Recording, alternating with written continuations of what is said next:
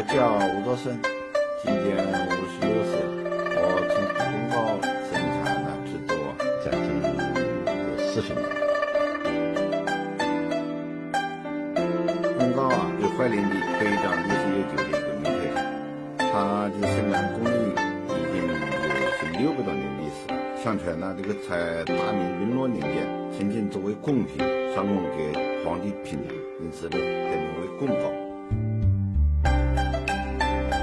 传统烘糕的制作非常繁琐，从关正明制作到成型，再到切片包装，这个整个过程呢有20道工序。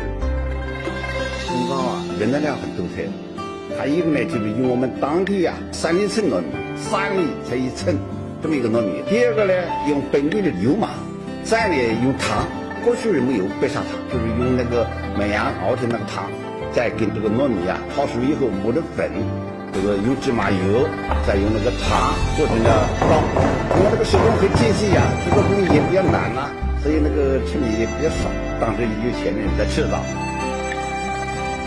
改革开放这个生活水平提高包括外来食品比较多烘糕就是冷落了一段时间。随着这个时间的延长现在产品吃多了，饿多了，看到我们的传统食品口味比较纯正的。现在呢，已经没有什么人来为就这么手了。我就是对这门手艺的热爱，而且坚持下来了。我并不认为我这个产品销售量多大，我有多少自豪。品牌现在打得越来越响，我很自豪。我还是希望呢，这个糕一直要做得更好，不能失，一定要发扬到大。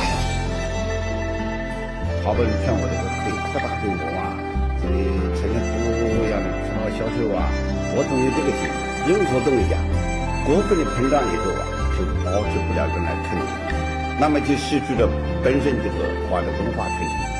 我就是在做这个传统，我从事这个行当也几十年了，尽管制作的方法在变，但是我传统的工艺和配料配方没有变。